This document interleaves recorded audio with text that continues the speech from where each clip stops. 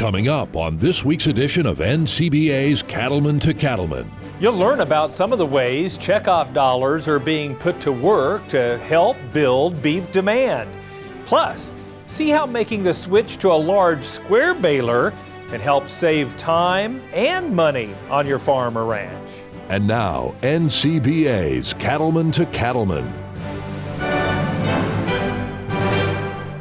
Hello and welcome to Ncba's Cattlemen to Cattlemen. I'm Kevin Ochsner. One important way the beef industry stimulates demand is through the work of the Beef Checkoff.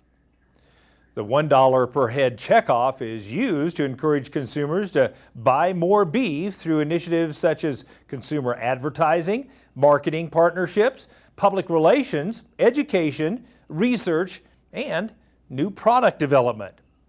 We asked beef producers from across the country to share their thoughts on the value of the Beef Checkoff.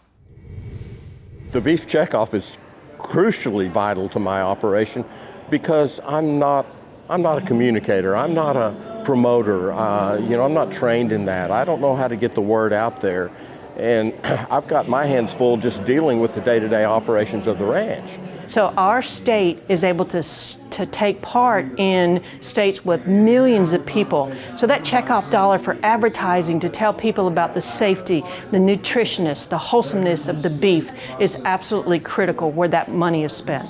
The Beef Checkoff is very important to our industry because it is one of the mechanisms that we can use to, help promote ourselves.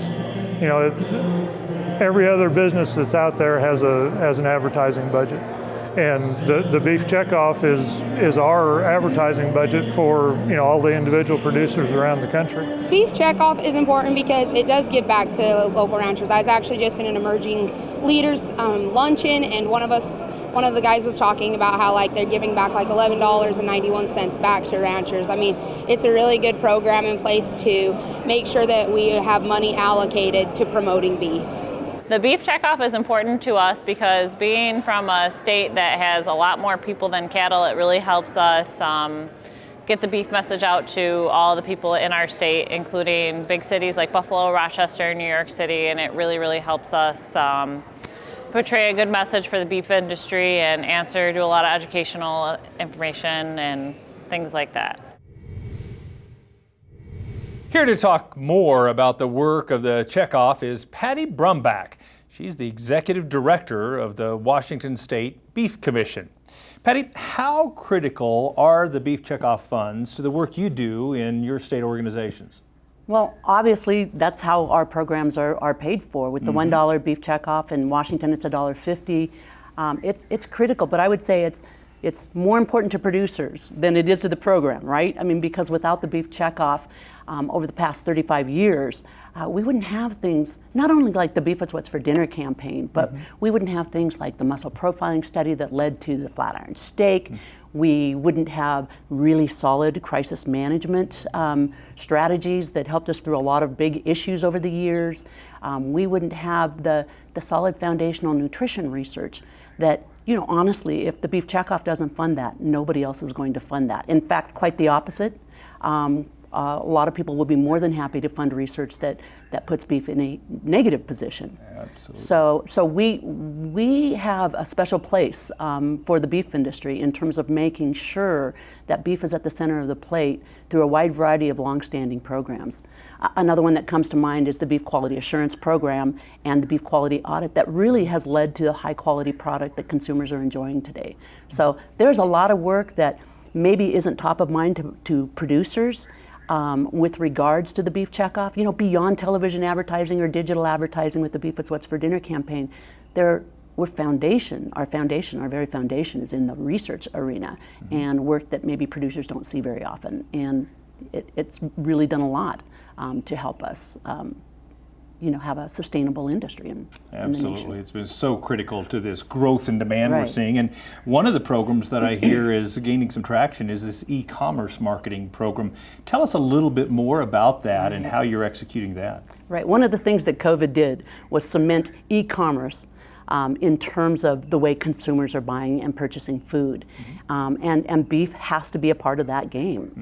If we're not there, Even the senior citizens that learned, that were shut in during the COVID pandemic, learned to use e-commerce. And so it's here to stay. Yeah. And we've been really fortunate nationally and at the state level that we've delved into some programs like Chicory, whereby we can target consumers where they're at on a wide variety of apps that they're using to either do their grocery shopping or prepare their online shopping list with their local retailer. So that's kind of fun. I mean, Nationals developed e-commerce campaigns with Safeway and Albertsons and Walmart and the Kroger stores over the past year for both the holidays and for summer grilling. Mm-hmm. And then the Washington Beef Commission and many other state beef councils have taken that program and extended it to make sure that we get eyes on it in our own states.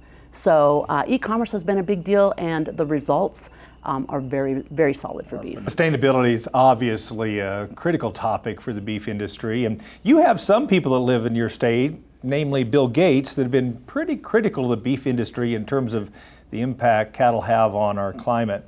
What are you doing to address some of these sustainability misperceptions, and how important is it to get producers involved in that process? It's critical to have producers tell their stories, because when they do, they're so trustworthy with consumers. I mean, we've definitely been focusing on this for the last decade, I think, in terms of trying to tell the story and target Seattle area consumers with factual information about modern beef production. And we've started to see really positive response from our consumer tracking as a result of that.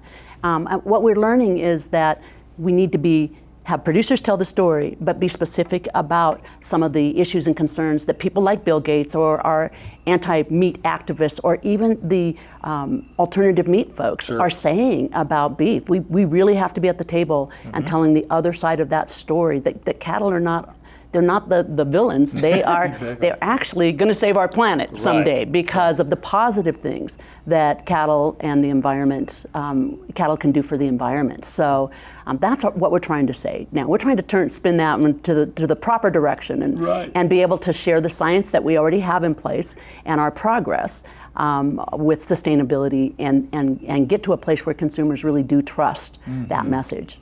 Well, you're in a spot with lots of beef consumers that drive lots of demand for our product, and so thank you for all you do to improve demand for the beef industry. Thank you. Yep, it's great work. Want to learn more about the state and national checkoff partnership and the Federation of State Beef Councils? Just visit the website ncba.org and click on the Federation link. And don't forget, cattlemen and women from across the U.S. will soon gather in Houston, Texas for the 2022 Cattle Industry Convention and Ncba Trade Show. In addition to the networking and entertainment, there are valuable meetings where Beef Checkoff contractors provide important program updates. The convention runs from February 1st through the 3rd in Houston, Texas, and registration is now open. Go to convention.ncba.org for all the details on this can't-miss event. Still ahead, we'll show you how the U.S. Meat Export Federation is working to create opportunities for U.S. beef in Central and South America. Stay with us. We'll be right back.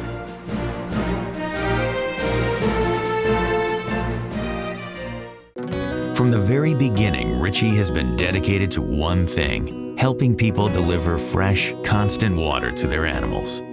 Today's Ritchie waterers rely on a valve design that remains much the same as it was in 1921. It's a simple idea: do it right, and the rest will take care of itself.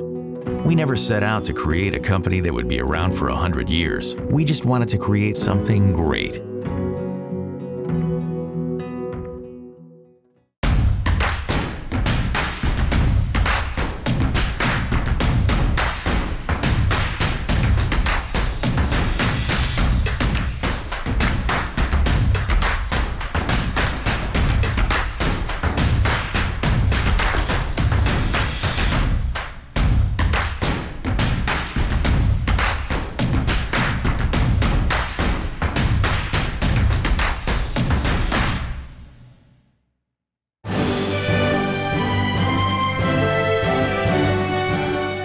It appears that U.S. beef exports have bounced back from last year's pandemic disruptions.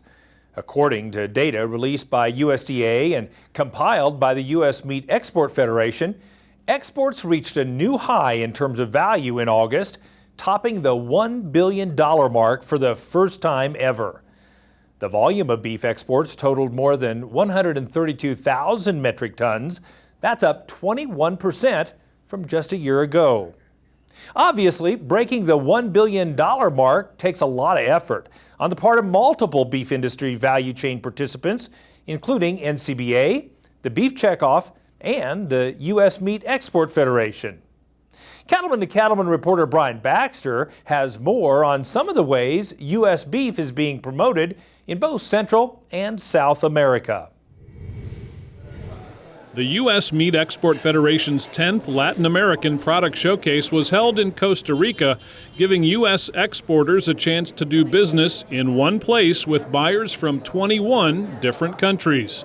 Also at the gathering were U.S. beef producers who observed the event and made visits to key retail outlets in Costa Rica that are selling U.S. beef. We went to 2 different grocery stores, and one a little high-end, one not quite as high-end. And the presence that U.S. Meat has in that case is very impressive. And they're actually paying and willing to pay quite a premium for our product. So it's really neat to see that. It is great to see the U.S. Meat products here in these local stores in Costa Rica. They're very well displayed.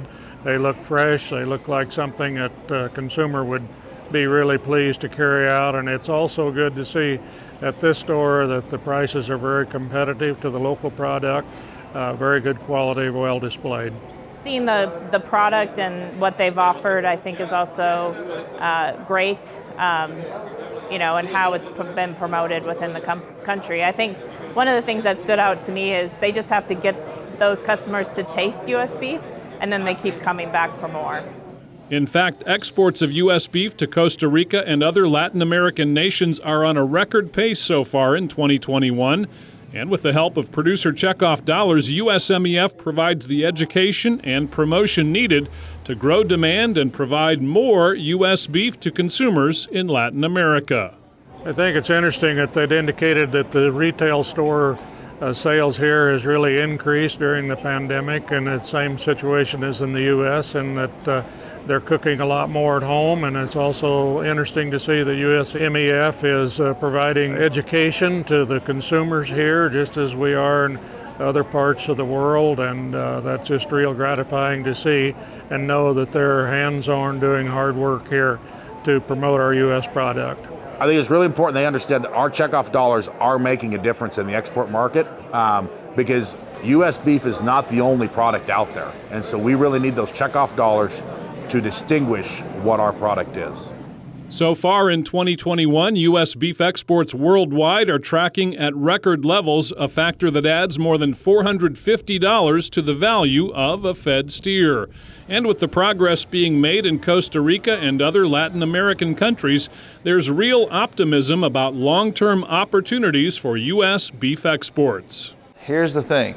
Once these countries try our beef, they're hooked, because their beef is good, but it's grass-fed and the genetics is totally different. So our beef, American beef, is the best beef in the world. So once they get to try it, that's it, they're hooked. It's a great opportunity. Everybody that I've talked to here said that they can't get enough U.S. beef.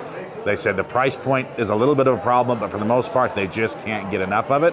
So that tells me that we've got great opportunity to grow, not just in side cuts, but prime cuts as well. And that's really neat to know, and it's impressive to watch the hard work that's being done to develop these markets and keep them.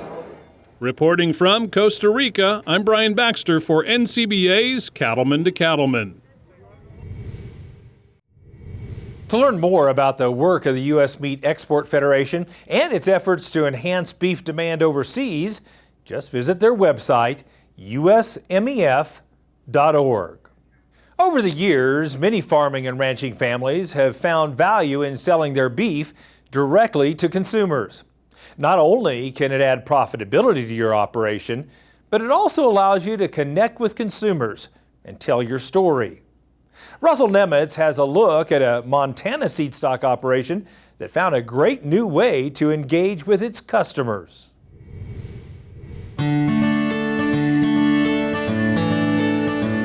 It's early morning, and the cattle are on the move at Fettis Red Angus in Montana.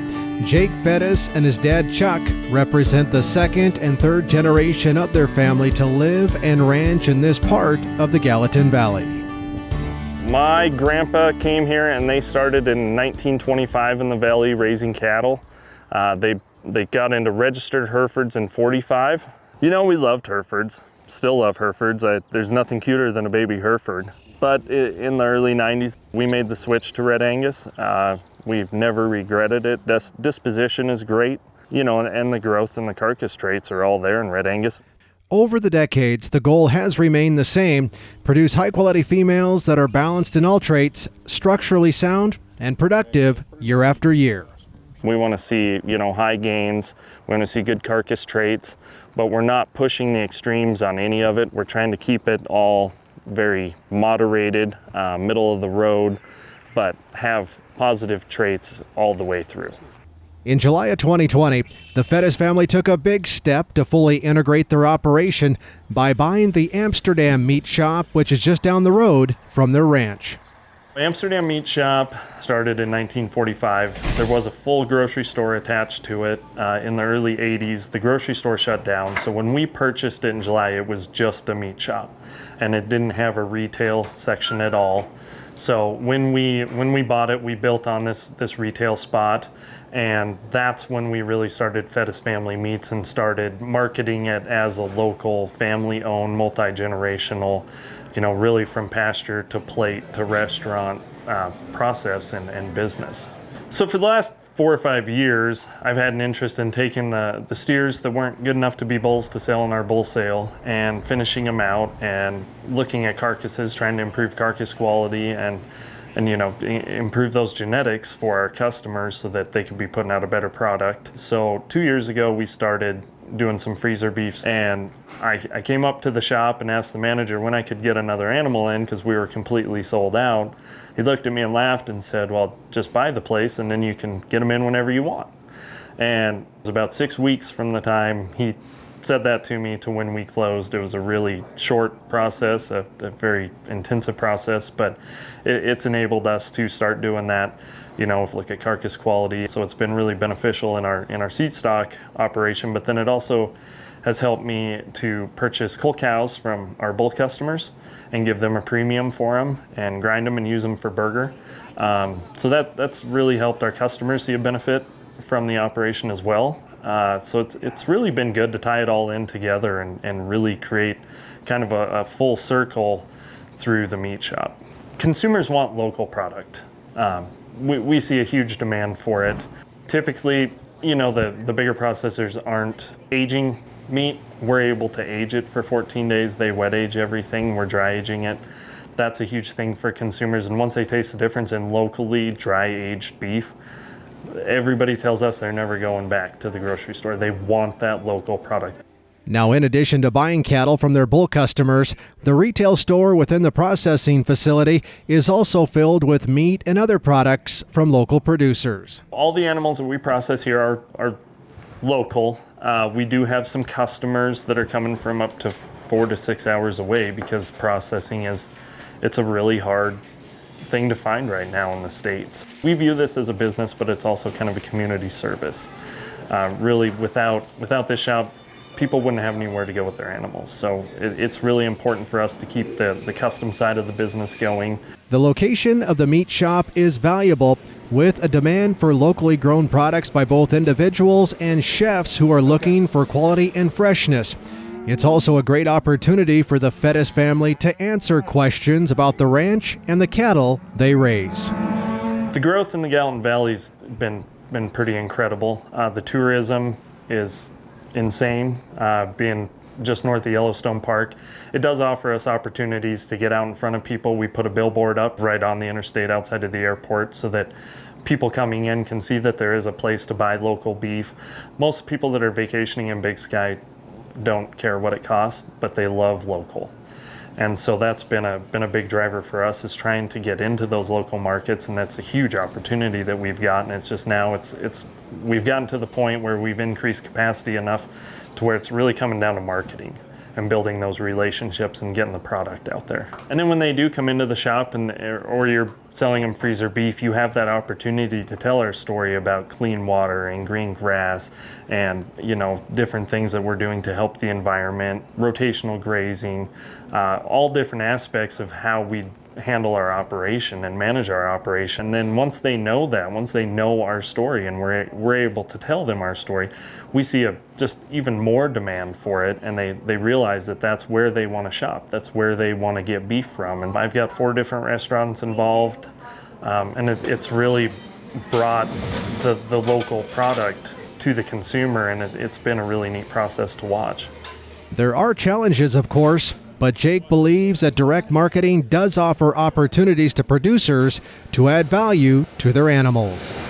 Direct-to-consumer marketing is not as easy as everybody thinks. It's not as easy as finding an animal, processing it, and selling it. The biggest issue that we've seen is consistent quality.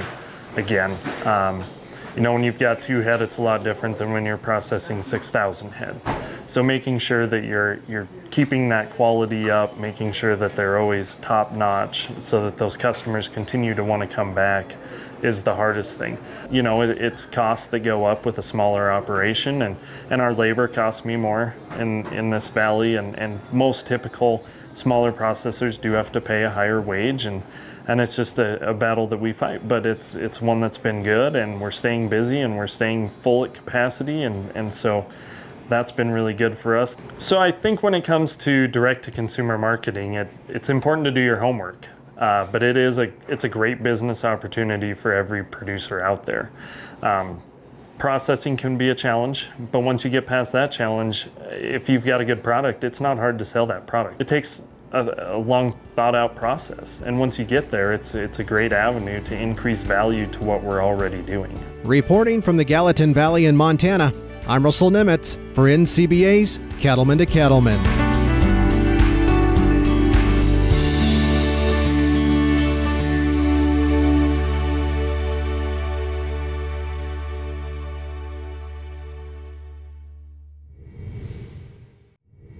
To keep up to date on the issues facing you as a cattle producer and to help make a difference in the industry, why not become a member of NCBA? It's easy to do. Just call 866-233-3872 or visit the website ncba.org. Still ahead on Cattlemen to Cattlemen, we'll show you how the Natural Resources Conservation Service can help cattle producers improve their land and their resources. That story when we return. Stay with us.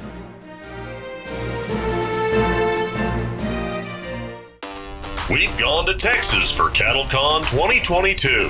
The Cattle Industry Convention and NCBA trade show is the oldest and largest event in the beef cattle industry, and we're headed to Houston, February 1st through the 3rd. The Space City is a melting pot of culture, art, and some down-home Southern hospitality. Everything's bigger in Texas, so you can't afford to miss the massive NCBA trade show. This is your best opportunity to network with fellow producers, learn, and simply have a blast. Engaging speakers, outstanding education, all for the beef cattle industry. So let's get back on track as we've gone to Texas for CattleCon 2022 in Houston, February 1st through the 3rd. Visit convention.ncba.org for more. This beef quality assurance tip is funded by the Beef Checkoff. Hi, Jolie Fitzsimons here to talk to you today about the Beef Quality Assurance Program and our online BQA modules. If you've been certified online before, you can now go back and look up your certificate or get recertified online. Go to bqa.org under the certification tab to get logged in. Don't worry if you forgot your password. You can reset it on the site or reach out to customer support for assistance. If you've never been certified before, we'd love for you to head to bqa.org today and get signed up. The Beef Quality Assurance Program is funded by the Beef Checkoff.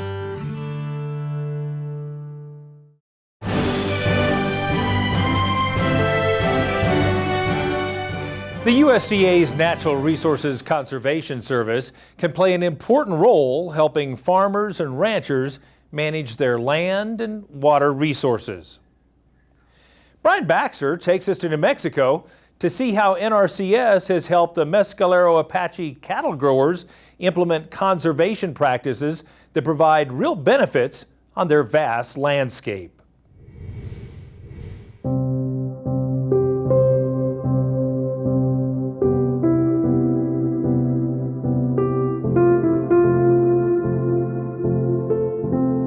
On a late summer morning, the cowboy crew is gathering cows and calves on the pinyon juniper grassland that's a part of the Mescalero Apache cattle growers, an enterprise of the Mescalero Apache tribe. This is the Mescalero Apache Indian Reservation, located here within south central New Mexico.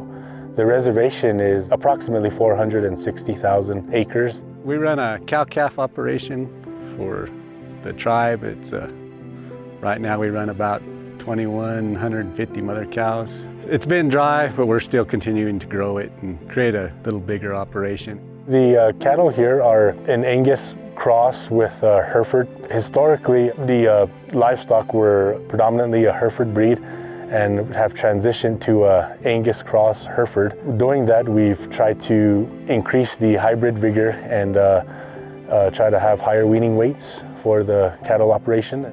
It's a predominantly grandma grass country.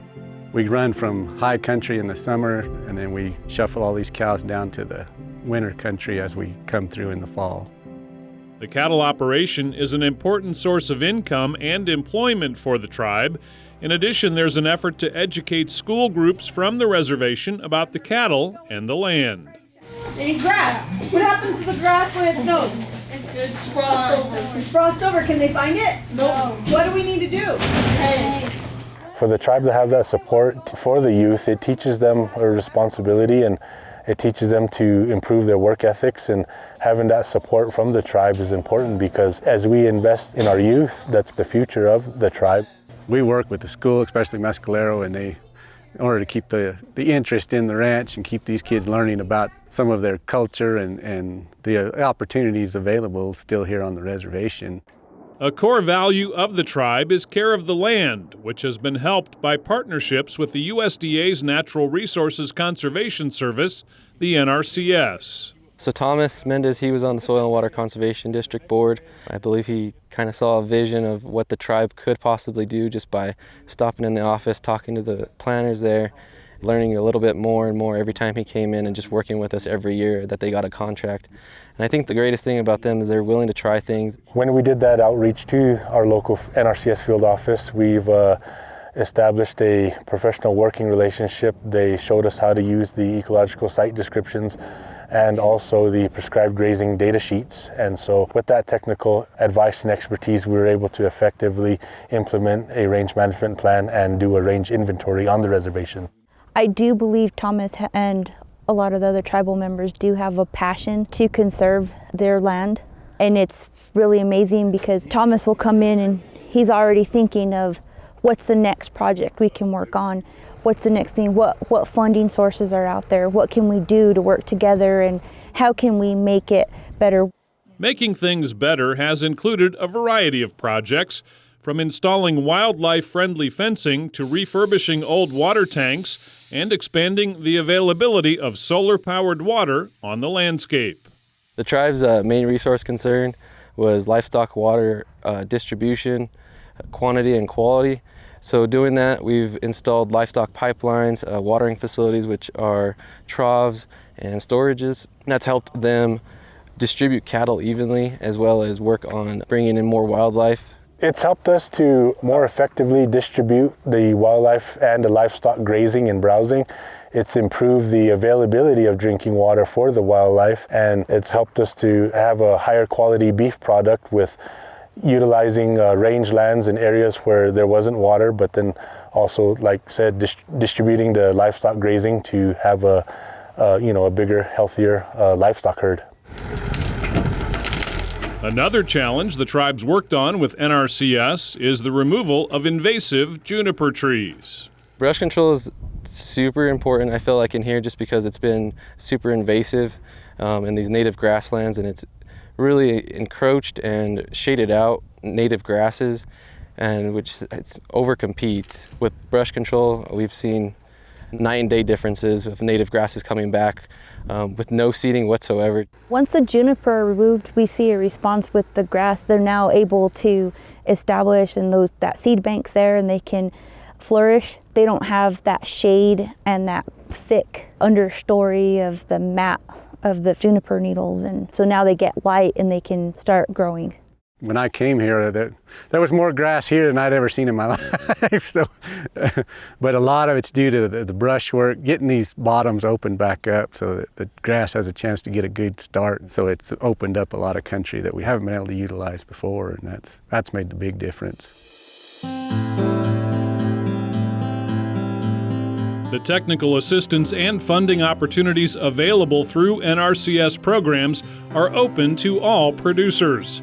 And for the Mescalero Apache tribe, the relationship with the NRCS team has made a difference on the land. I have watched the landscape transform working with Thomas and the tribe. I've seen areas that have been totally encroached with invasive juniper become beautiful, historic rangeland. NRCS is super beneficial to producers all across the country in such diverse places all the way around, from pasture to rangeland to farmland. We offer these programs for the people, and people are willing to do the conservation and put that conservation on the ground, and it's great to see. I just appreciate the NRCS staff for their professionalism, all of their assistance they provide to the tribe, and just their overall availability that they have to ag producers in the area, and their knowledge on the landscape is valuable. From the Mescalero Apache Reservation in New Mexico, I'm Brian Baxter reporting for NCBA's Cattlemen to Cattlemen.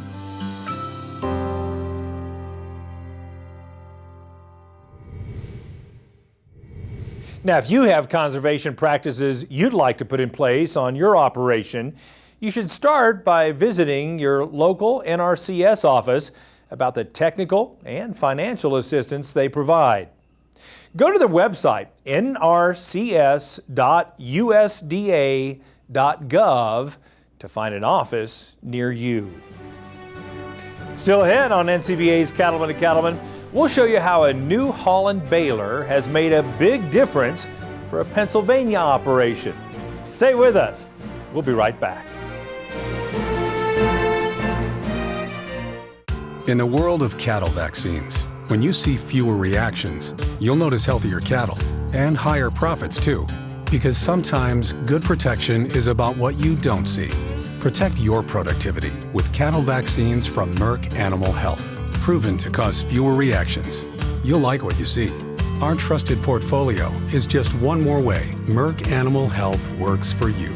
Talk to your veterinarian and visit cattlefriendlyvaccines.com to learn more. Cattle producers across the country work hard to care for their animals and their land. The USDA's Natural Resources Conservation Service is there to help. Find out how you can work with NRCS to develop a conservation plan for your operation. Find possible funding resources for implementing conservation practices, or get free expert advice on ways to improve your farm or ranch. Visit the website nrcs.usda.gov today.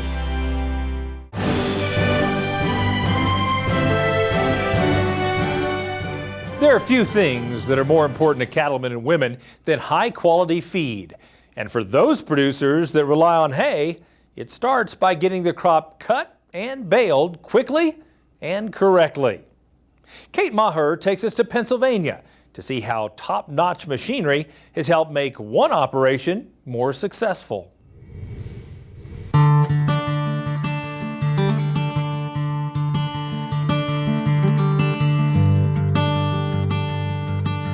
So here at Bow Creek Farm, my husband Rob and I farm about 300 acres where we grow hay and bale that hay. Some of it gets fed to our registered Red Angus cattle that we raise, and a lot of it also is fed to our feeder steers that we raise to produce beef. Until a few years ago, hay was actually the top selling product for Bow Creek Farm. And while their focus has shifted more towards cattle, hay is still important to them. We bale a lot of dry hay. That's what we have available to us. All of our hay we try to bale for quality for horses. We have a good horse market in the area. But generally we use a more mature long stem orchard grass or timothy for our cattle, and they are finished entirely on dry grain and on first cutting hay. But I guess our main focus is to make all of the hay high quality, because the 50% that we sell is going to get utilized mostly for the horse market. When Bow Creek Farm transitioned to large square bales, they bought a New Holland Big Baler 340. This baler is designed to produce high-density bales, which helps cut down handling and transport costs. As we grew and increased production, we decided to switch to a big baler. And I think in 2005, we bought our first big baler from New Holland. And then in, I believe, 2013, we bought the Big Baler 340. But the greatest, as I said, with nearly half of our hay being sold, the large square bale is so simple for loading tractor trailer loads and maximizing the amount of weight you can get on a load. And it's just so much quicker to load, to unload, and to get the amount on the truck that you want. 20 years ago, when baling hay was our business, we expected to be in the hay field all that time. Now, what used to take me an entire day to bale 20 years ago with a small square baler, I can bale in an hour or two. It goes very quick, and I think that the people we're doing custom work for appreciate it for the same reasons. I'm only there for a half hour or an hour, and all of their hay is baled and they're putting it away. Pennsylvania, like other states in the Northeast, can get a lot of rain, which means bales are high in moisture. New Holland's Crop Saver Hay and Straw Preservative controls mold and bacteria, which stops hay from heating and spoiling. I think that the Crop Saver application system really is a necessity for our region. You know, here and there we get windows where we can get hay down to 10 to 13%, but most days we are struggling to get below the 16 or 17 mark. And I feel like in a big square bale at that point, you really need a preservative unless you get really dry weather following baling. The baler is measuring the volume of hay going through the baler, and you recognize the weight, and it's applying the correct amount of preservative at any given time. In our part of the country, it's nearly impossible to measure whether or not that hay is going to keep if you don't have something a little bit more scientific than your own judgment to know the moisture in that bale. And I think that you're increasing the relative feed value and increasing the available protein if you know you're baling that at the right levels. As you're going around the field, you're always going to find that you have different moisture levels depending on where you're at. When you get up against a tree line, your hay might not be dried down quite as well. So having a Crop Saver system on the back of that baler is going to allow you to bale in just about any moisture condition and prevent those bales from rotting when they get back into the barn. Another useful feature is the partial bale eject system, which allows the last full-tied bale in the chamber to be released without affecting the untied bale in front of it. The last bale eject feature is good for if you're going to go on the road, or if you have to transport when you're doing custom work and you're going from farm to farm or location to location. You can't have that bale sticking partway out of the baler, or at least you run the risk of it falling out on the road. And also with respect to the custom work, it works well where if you're baling one person's hay and you need to get that last bale of their hay out, it makes it easier. They know that they're getting their hay, and you're able to invoice for that bale that would have been left in the baler. Leaving a wet, soggy bale inside your baler is never a good thing, right? That's going to rust out the inside of the machine as that sits there. So a feature like last bale eject, allows you to kick that partial bale out at the end and keep the inside of the machine hopefully rust-free and add to its longevity. Of course, proper maintenance is important to make sure your baler is ready to go when it's time to make hay. The Big Baler's automatic oiling and centralized greasing systems keep all chains oiled and major grease points lubricated. It saves you a lot of time in having to maintain the baler by having an automatic oiler and an automatic greaser, but I I'm a pretty firm believer that it preserves the longevity of the baler as well and reduces your maintenance and repair costs in the future. Having that grease system on the baler is going to make sure that you're not missing hard to find grease zerks. It's going to keep all of those things lubricated. And it's also going to make sure that you don't have surprises as far as your operational costs over the course of the year. It's going to maintain those components and keep them freshly greased while the machine's out in the field.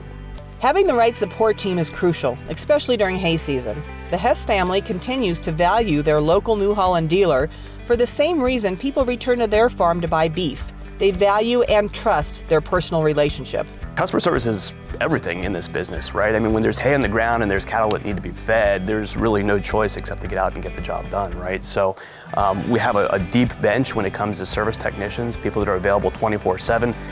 Certainly have a 1-800 number that you can call to get 24/7 support out on your farm when you need it from both our parts and service departments.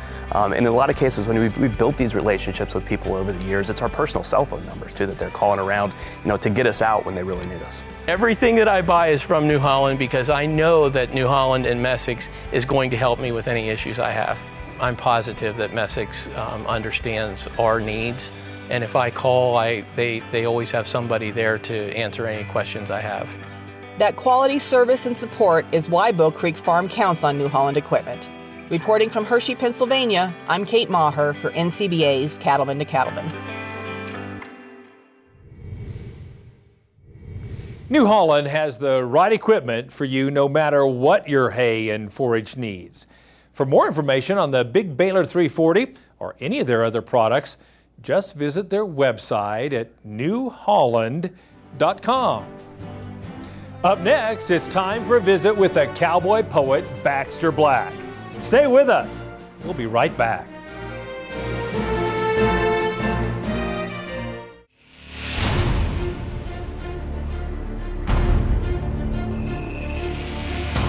When the field is your office, you never get tired of going to work.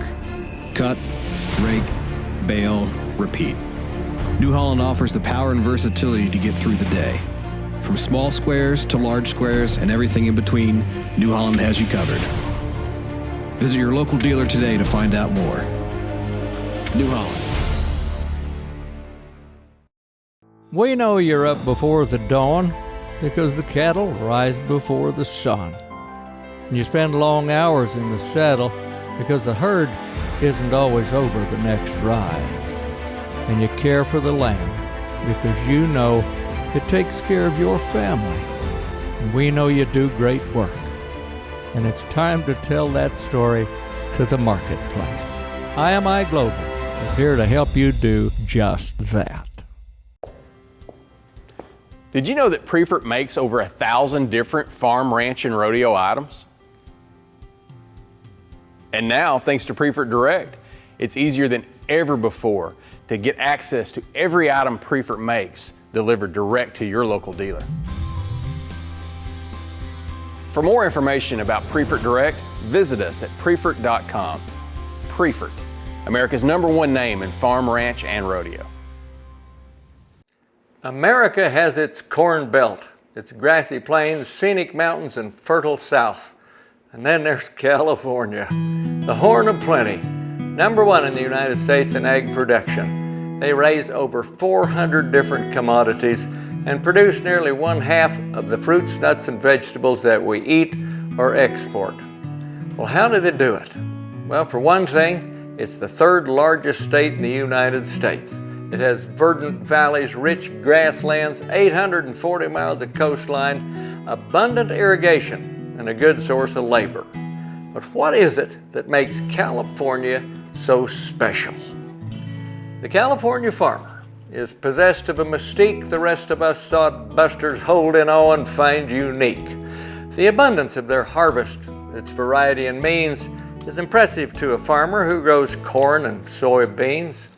Now, it's not that we're not farmers in New York or Minnesota, but there ain't a sprig of artichoke in all of North Dakota, pistachios in Kansas, kiwis in Montana, or scarcer than a fig tree in the state of Alabama.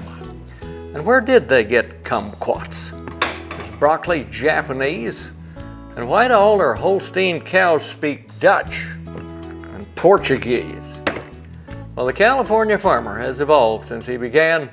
The land of milk and honey drew a simple kind of man. They arrived with expectations in their worn-out cars and boots, and they're amazed at their good fortune. They remember humble roots, because they think that they're still dreaming, not sure it's going to last, like a starving cow that overnight is belly deep in grass. So in spite of their production and high-tech economics, they're just like us. They mostly read the market and the comics. Yet the California farmer, when you turn up all the lights, ain't nothing but an Okie with a loan and water rights. This is Baxter Black, and I like them all. I like corn and eggplant, and apples, and tomatoes, and kiwis, and celery, and lettuce, and the best of all, the big green chili from out there.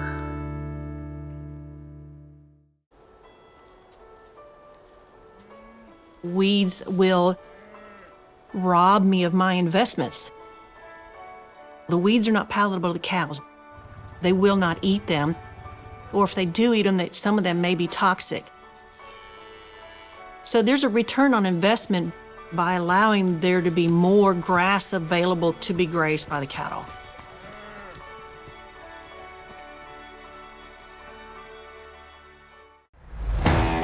Get more from your mower conditioners with John Deere 0 Series mower conditioners. Cover up to 10% more acres per hour with the wider cutting width of the C500. Cut time changing knives in half with quick change knives. Mow with confidence thanks to our 5-year cutter bar warranty. Get more productivity, tractor compatibility, uptime, choices, and confidence with John Deere 0 Series mower conditioners.